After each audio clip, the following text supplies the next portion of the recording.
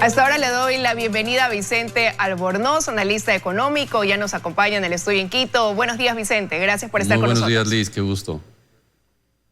Bueno, el día de ayer el gobierno se hacía eco de los indicadores de la disminución del riesgo país de 1.169 a 719 puntos y además se evidenció pues una subida en el precio de los bonos ecuatorianos. ¿Qué interpretación pudiéramos dar a esto que sucede pues un día después de que el país elige como presidente a Guillermo Lasso? Bueno, creo que la causalidad es evidente, ¿no? A ver, el Ecuador elige un presidente que va a implementar políticas económicas sensatas, que tiene la intención de achicar la deuda, de achicar el déficit fiscal, que va a atraer inversión local, extranjera, pequeña, mediana, grande, y eso es lo que necesita el país. Entonces, es lógico que la gente empiece a tener un poco más de confianza en el Ecuador. Pero aquí yo creo que a quien le están teniendo más confianza no es al presidente, sino al pueblo ecuatoriano, porque eligió distinto, ¿no?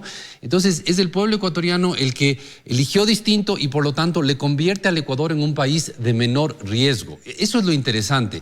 Ya no somos el mismo país riesgoso que, quién sabe, por ahí se le ocurra declarar que no paga una deuda o que simplemente queremos renegociar la deuda a la fuerza como fue en el año 2008. No, estamos eligiendo algo completamente distinto y con una mayoría clara. Entonces, yo creo que en este caso los votantes ecuatorianos son los que hicieron que los mercados tengan más confianza en el país.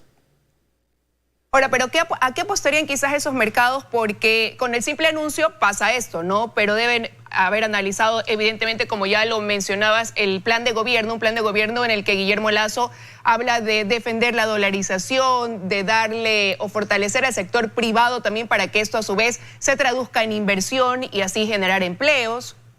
O sea, lo que vieron es muy sencillo. En un caso, a ver, yo quiero imaginarme el otro escenario. Supongamos que Guillermo Lasso perdía y ganaba Andrés Arauz. Hubiéramos tenido exactamente la inversa, ¿no? En vez de la caída violenta del riesgo país, hubiéramos tenido un disparo del riesgo país. ¿Por qué tuvimos esta caída violenta del riesgo país? Que en realidad es una caída enorme, cómo cae en un día además. Y por eso digo, la causalidad es evidente. Bueno, porque, el riesgo país es un reflejo de cuán desconfiable se ve al Ecuador afuera, ¿no? Estrictamente hablando es el riesgo que ven los inversionistas de que el Ecuador no pague su deuda, pero es un reflejo, es un resumen de cuán desconfiable se ve al país como tal. Entonces, ¿qué es lo que ven ahora los inversionistas? Ven que el Ecuador vota en contra de un populista, vota en contra de alguien que quería feriarse la plata del Banco Central y vota a favor de alguien que dice no. Hay que ahorrar, hay que cuidar la plata, hay que tener buenos respaldos, hay que tener un banco central correctamente financiado, hay que fortalecer todo eso. Es lógico que cualquiera le vea al Ecuador, cualquiera con un poco de sensatez y de capacidad de análisis, le va a ver al Ecuador como un país más confiable. Pero yo insisto, es el Ecuador el que vota por unas políticas que le vuelven más confiable. Que esa persona que va a implementar las políticas sea Guillermo Lasso o no, creo yo que es secundario. Lo importante es que el país demostró una madurez adicional. No caímos otra vez en el encantamiento de las propuestas populistas, ¿no? El Ecuador demostró que si un fulano viene y los ofrece $1000 por ecuatoriano, le vamos a ver con desconfianza y vamos a preferir a la persona que dice no. Yo creo que lo correcto es atraer la inversión, abrirse al resto del mundo, mantener adecuadamente el balance del Banco Central. Entonces, creo que somos los ecuatorianos, los votantes ecuatorianos, los que deberíamos llevarnos el mérito de esta caída del riesgo país. Ahora, así lo vieron fuera del país, acá hay una mayoría de ecuatorianos que votó a favor de esta opción propuesta por Guillermo Lasso. ¿Y eso cómo podría repercutir ya casa adentro, por ejemplo, en el análisis o en el debate de esta ley de defensa de la dolarización? ¿Pudiera cambiar el rumbo después de lo que vimos en dos ocasiones anteriores donde ni siquiera prosperó del CAL y ahora, bueno, ya ha dado un paso adelante? A ver, yo estoy seguro que va a cambiar el destino de esa ley y va a cambiar para bien. A ver, es evidente que los asambleístas tenían miedo de tratar esta ley. Y lo digo así, yo estoy convencido que los asambleístas tenían miedo de tratar esta ley y que luego sea electo Andrés Arauz y les castigue a los que votaron a favor de aprobar una ley que es total y absolutamente sensata y necesaria para el país. Ahora ya no tienen ese miedo, ya más bien ya se dieron cuenta que no tiene sentido apostarle por Arauz, porque estoy seguro que muchos de los asambleístas estaban siendo muy tímidos en este tema, apostando porque, cubriéndose del riesgo de que Arauz salga electo y entonces les castigue, sobre todo a exasambleístas de Alianza País. Ahora yo creo que el destino de esa ley va a cambiar muchísimo y al mismo tiempo no me parece que la ley siga siendo tan importante como antes, porque yo creo que Guillermo Lasso va a respetar muchísimo los balances del Banco Central. Entonces, el aprobar esta ley podría ser más lento, no hay problema, se podría aprobar de aquí a 3 meses, de aquí a 6 meses, no pasaría nada porque igual los balances del Banco Central se van a reforzar, porque esa es la visión económica de Guillermo Lasso, el que el Banco Central deba tener suficientes colchones, suficientes amortiguadores para resistir cualquier tipo de golpes. Ahora, esta ley es importante que se apruebe porque es parte del acuerdo con el Fondo Monetario y eso le va a dar recursos al país. Y a eso iba, pero más allá de que hubiera o no una aprobación, analizando ese escenario, el hecho de que haya sido electo Guillermo Lasso pudiera abrir las puertas también a que haya la negociación de un mejor acuerdo incluso con el Fondo Monetario Internacional, con otros multilaterales, que el día de ayer también ya algunos expresaron su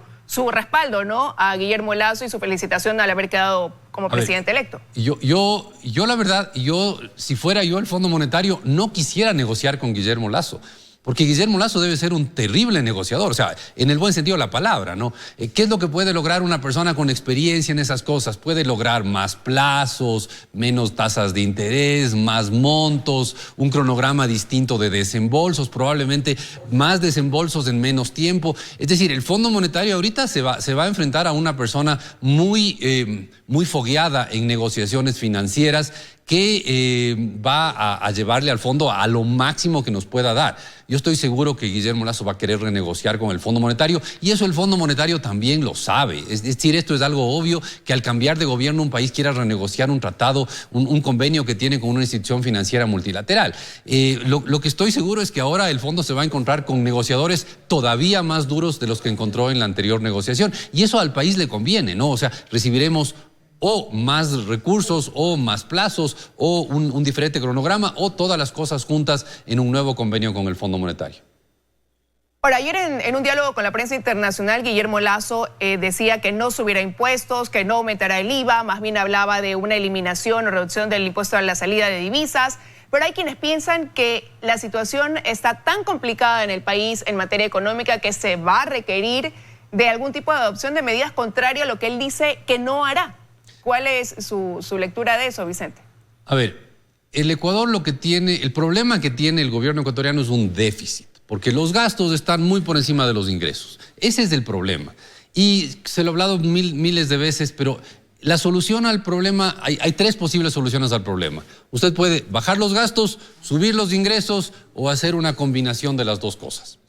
Guillermo Lasso ha anunciado ayer básicamente que se va a ir por la opción número 1, que es bajar gastos, ¿no? El déficit tiene que caer. ¿Cómo va a caer? Bueno, dado que renunció a la opción de subir los ingresos, tendrá que irse por la opción de bajar los gastos. Es una de las 3 opciones, una de las opciones válidas. Es la opción que por un lado puede tener mayores costos políticos, pero que a la larga tiene un mejor efecto en la economía porque libera recursos que se quedan en el sector privado y que pueden irse al consumo, etcétera, etcétera.